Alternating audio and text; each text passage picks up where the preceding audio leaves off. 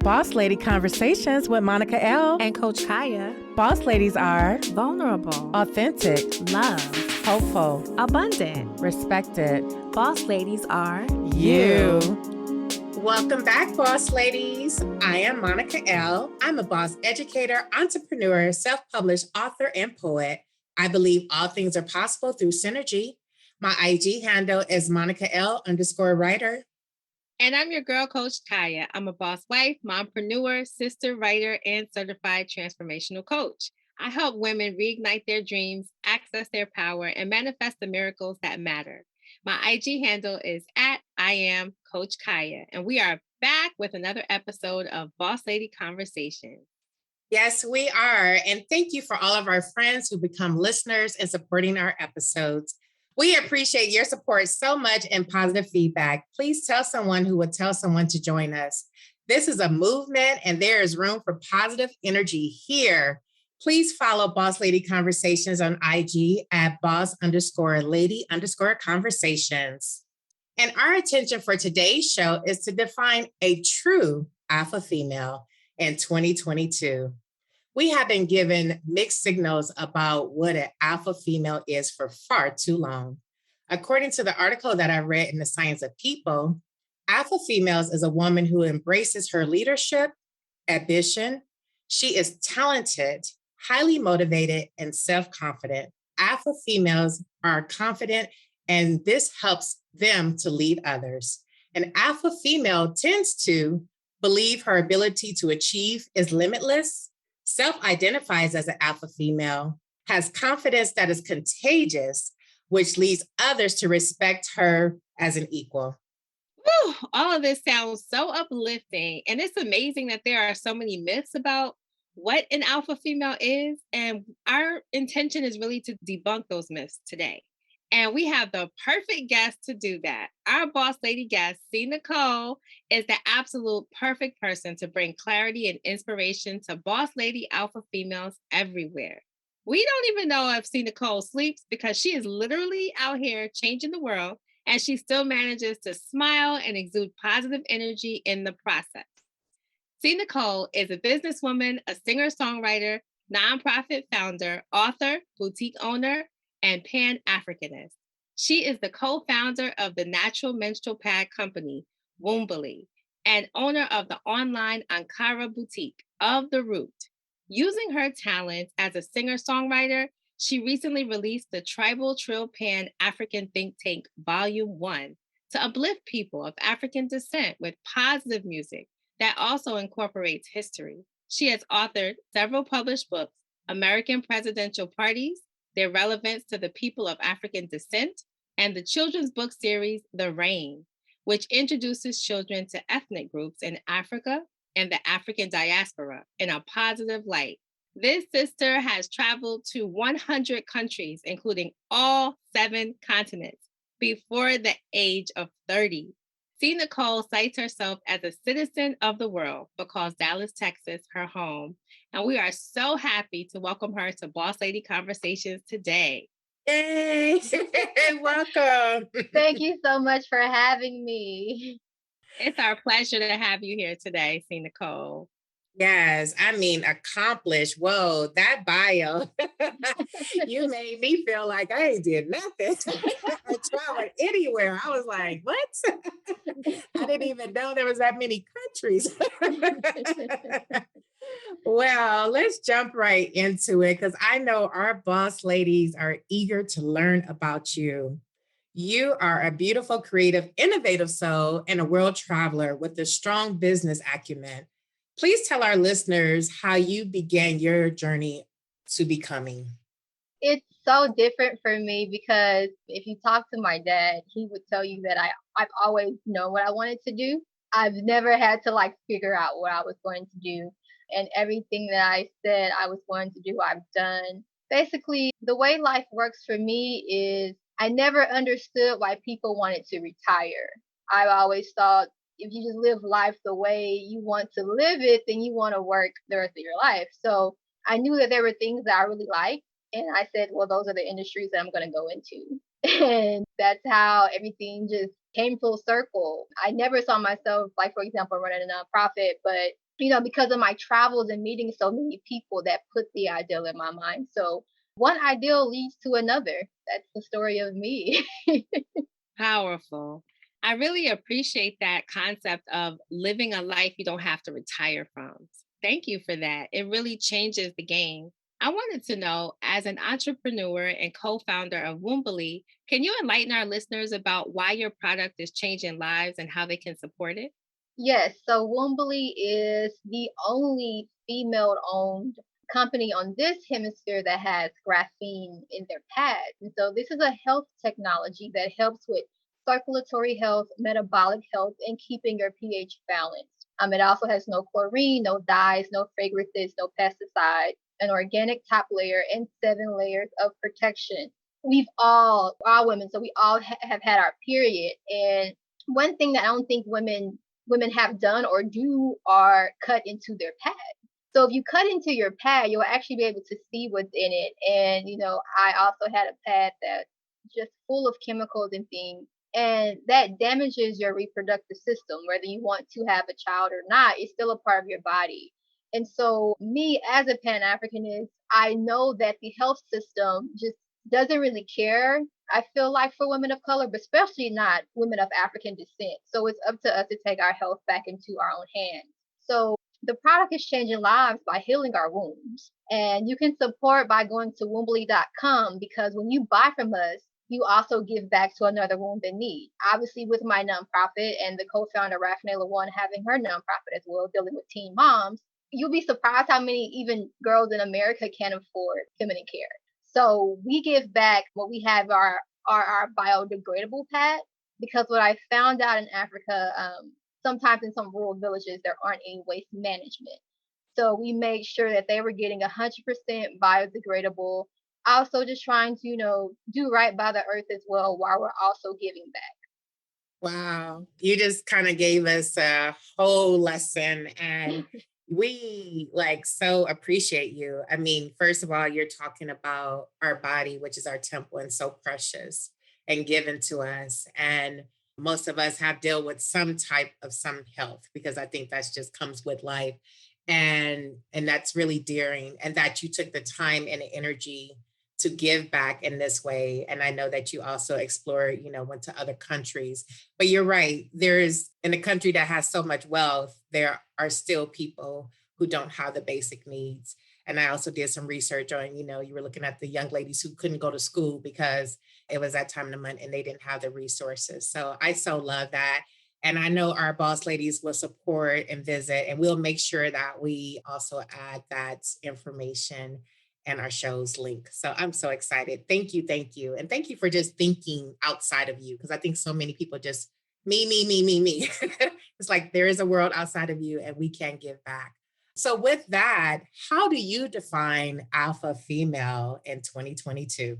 The phrase alpha female lately has become so near and dear to me, because there's this stigma that if you are a female doing your own thing, that there's like, oh, no man would want to deal with that, right? So, sometimes you hear that stigma. And the last relationship that I had to end before I went into 2022, he couldn't understand that either.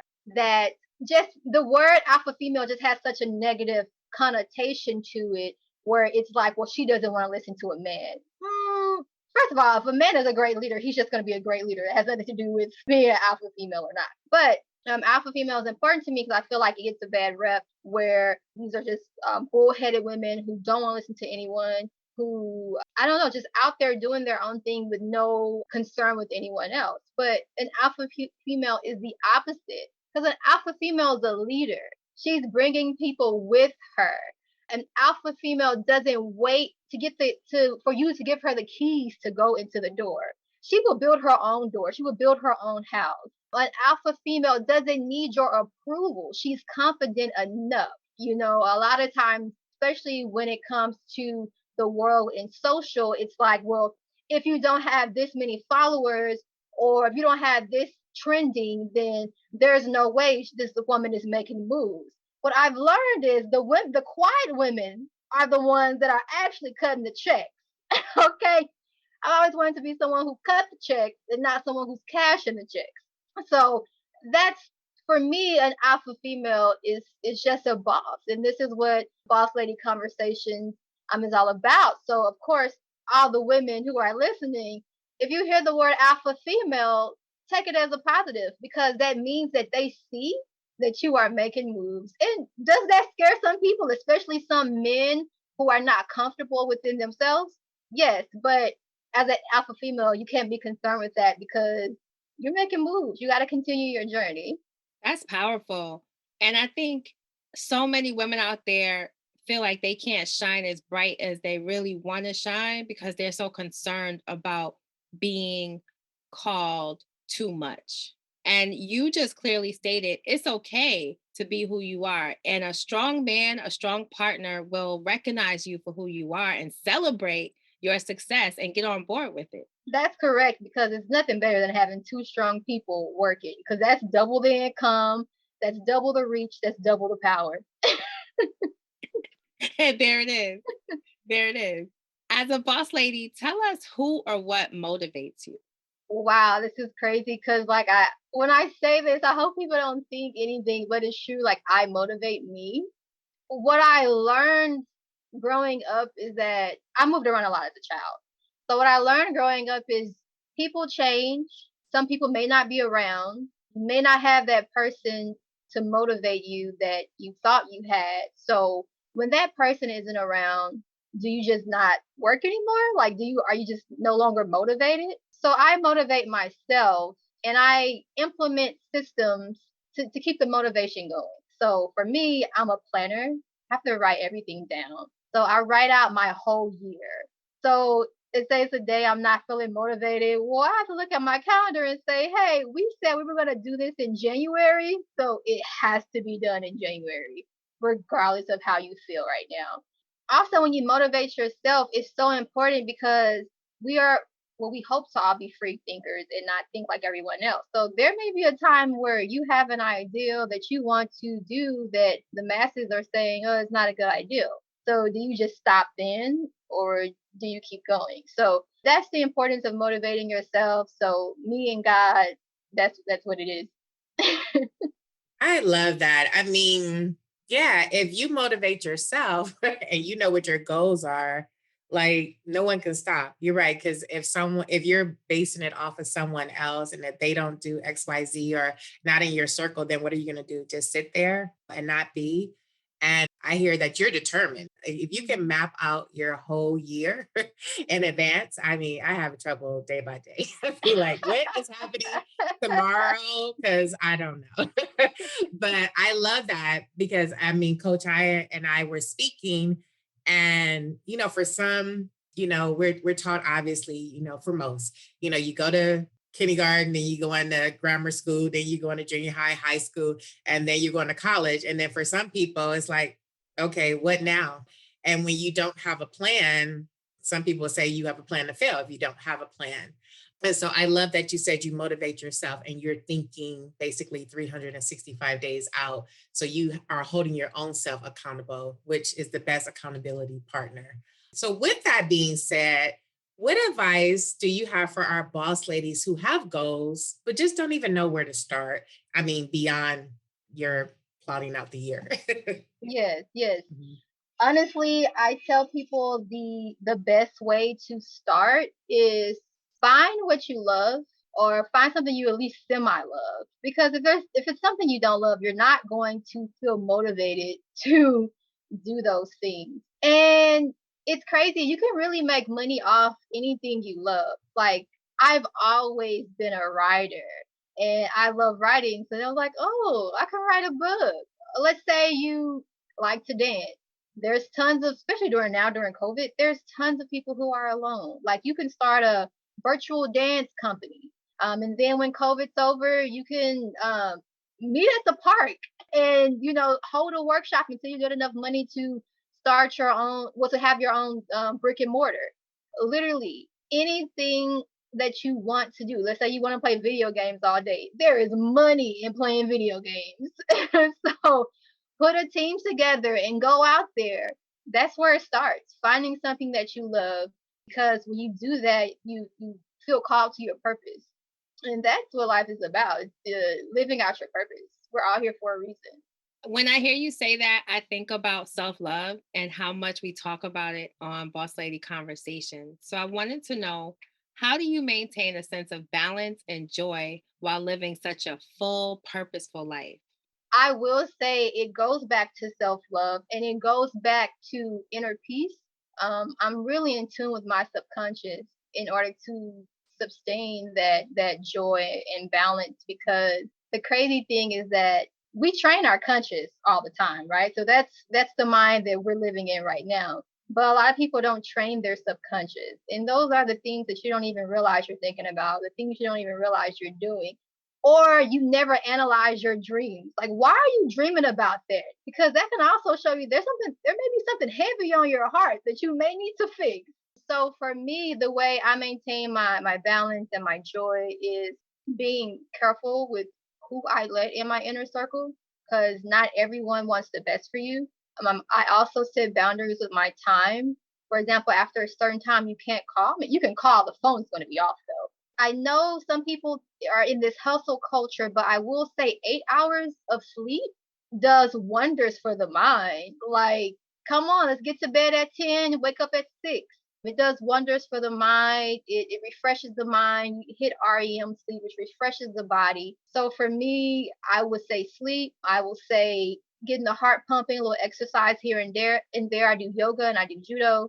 I would also say, like, just keeping the right people around you and just being in tune with yourself and loving yourself. So that's the balance and joy for me. I always tell people this.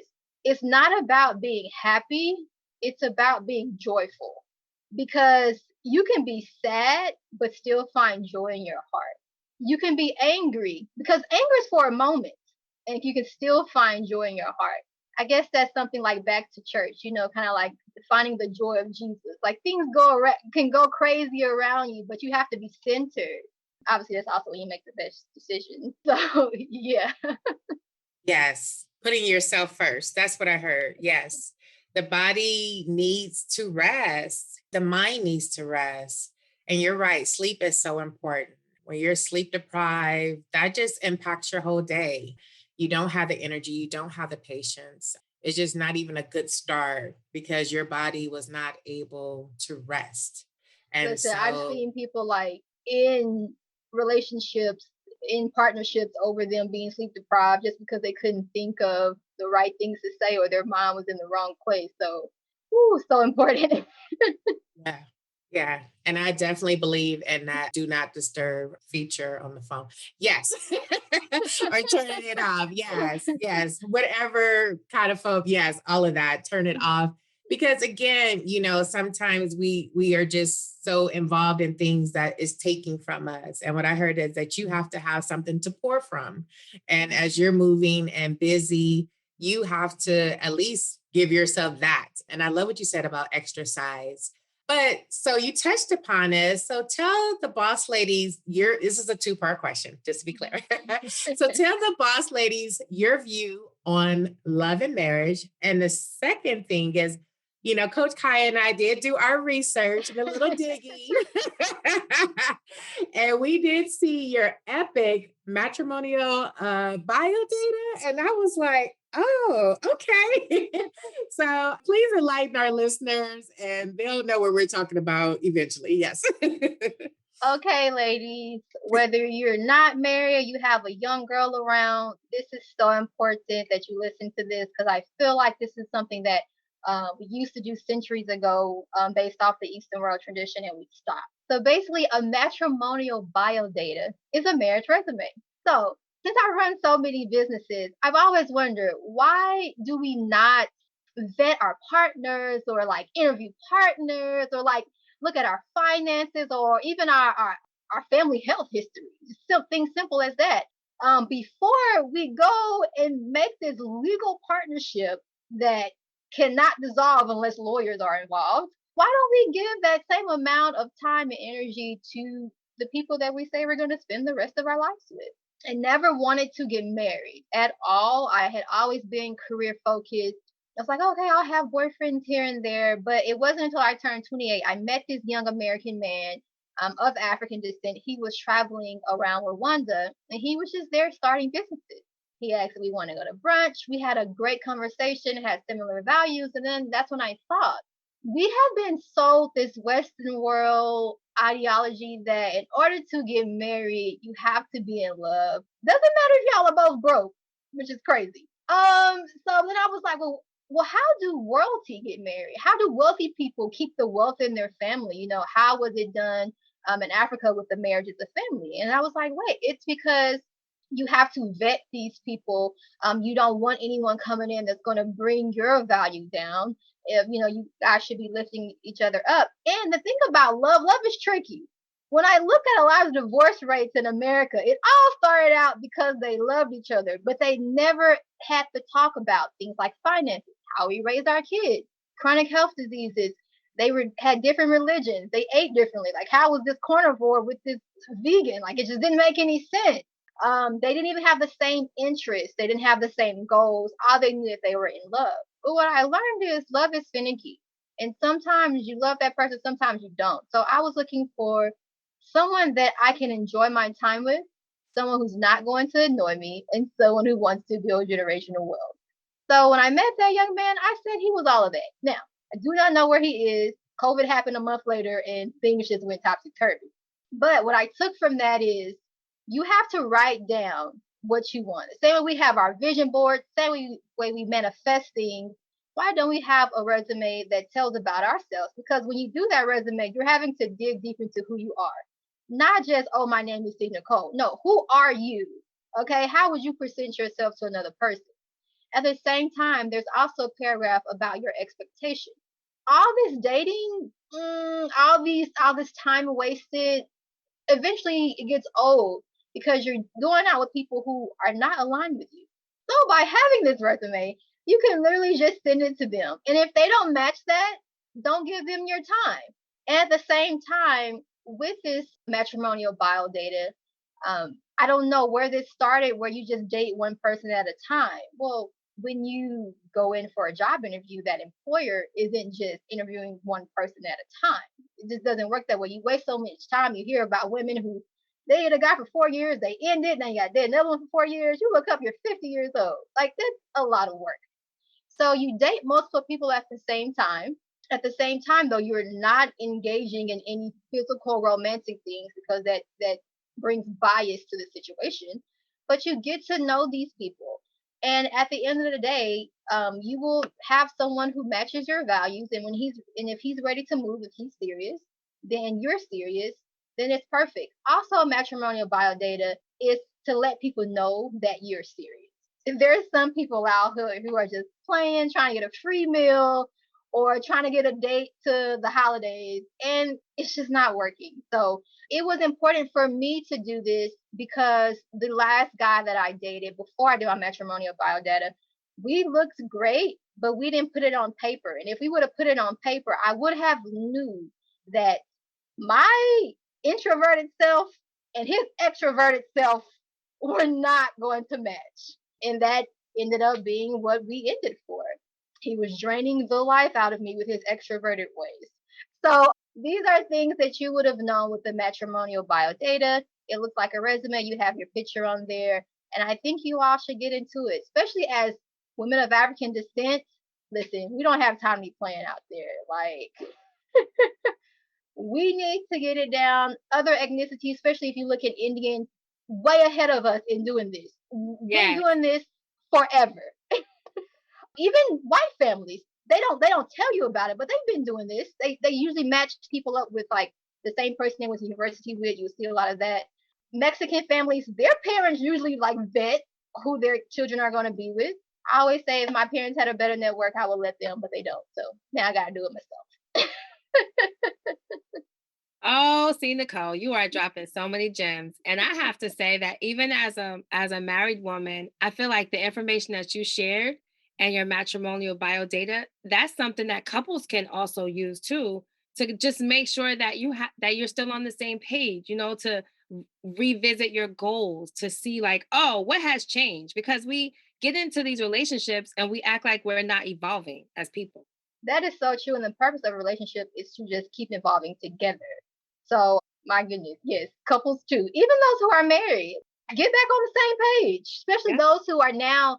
I've run into a lot of people who are now empty nesters, and now the kids are gone. They're like, "Oh, what do we do now? Oh, let's get back on the same page." I love that. Like, do you want to start a business now? Like, what happened? Mhm. Do you want to move? Do you still want to live? Yeah, I love that. So powerful. What kind of feedback did you get? When I posted it, a lot of people were DMing me and sending it to their other ladies' friends and was like, huh. Like when I say it, like when I tell people about matrimonial bio data, they're kind of like iffy about it. But then when I show them the matrimonial bio data, they're kind of like, huh, like this all makes sense. Why have we not been doing it? And who's lied to us? I totally agree. As a single woman, when I saw it, I was like, oh, okay. I think it's something about where some of us are still old school, like, oh, you're supposed to just go somewhere and meet somebody and hope you like each other and then have this conversation where you say, we don't have time for that. And we're in a pandemic. So, like, you going somewhere and meeting someone, yeah. And that they have things that you actually like and can talk about. Yeah, right. Yeah. So, I mean, and you're right. No slight to marriage, but marriage, like you said, is a business. It's legal. It's legal. So it is a business. However you come about it, yes, that's nice if there's love, because love is Right. important. But boss lady conversations, we're talking about we love everybody. But like you say, if we're coming together, what is our commonality and how do we grow each other? Well, I also tell people that in general, though, especially within different communities, especially with people of color, you wonder why there's a lack of financial resources. Like I said, you have to make sure that you both are on the same financial page. Like if you want to grow financially, that's great. And I feel like that's something, especially within our community, that we need to focus on. I don't want to see any more kids having to go to school to eat because there's no food at home. Like, just think about things like that. Like, kid doesn't have clothes because the parents can't afford it. It's because y'all just got together with love. But these kids are suffering because of that. And then generations and generations keep suffering. So Yeah, I mean, you put a ball on that one. I'm clear. I think everybody's clear now.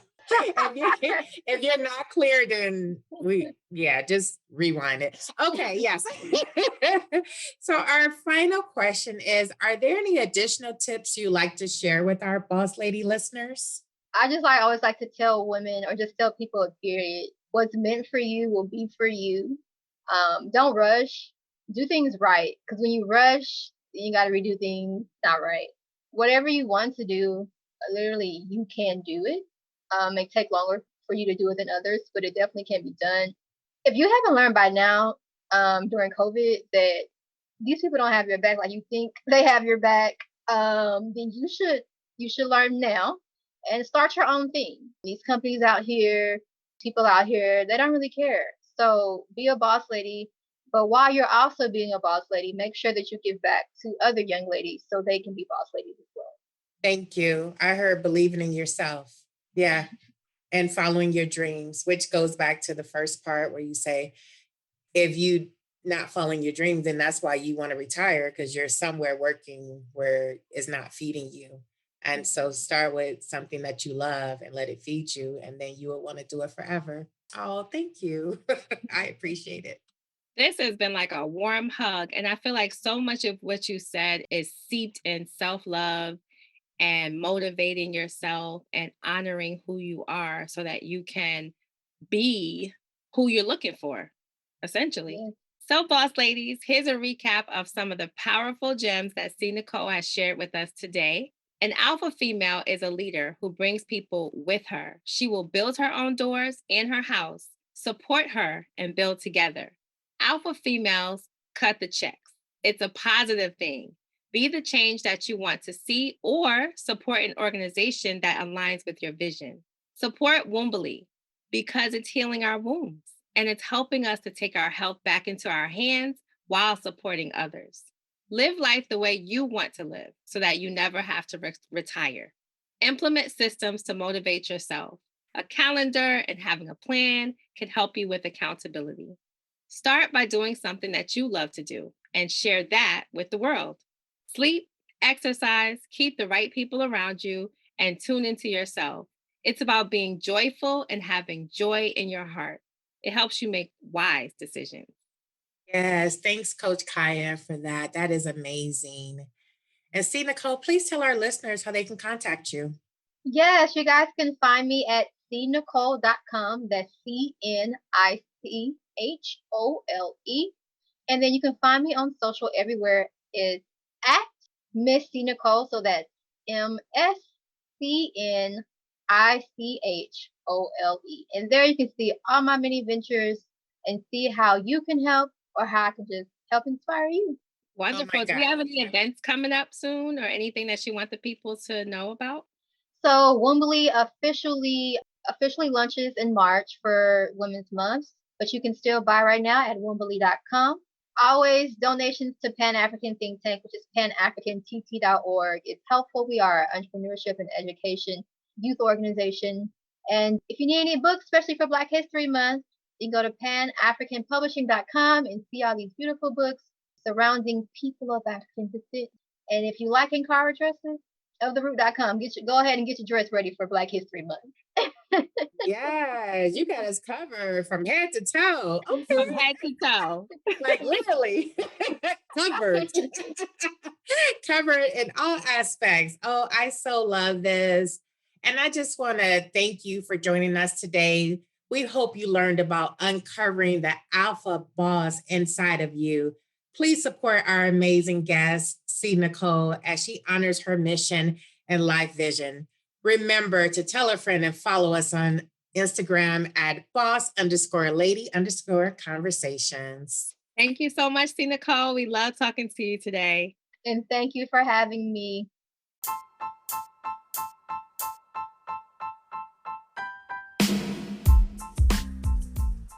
If you haven't already done so, please follow us on Spotify and iHeartRadio. And you'll be notified whenever we post a new Boss Lady Conversation episode. You are who you say you are. You're destined for great things. Your life matters each and every day. Now go get your blessings, boss ladies.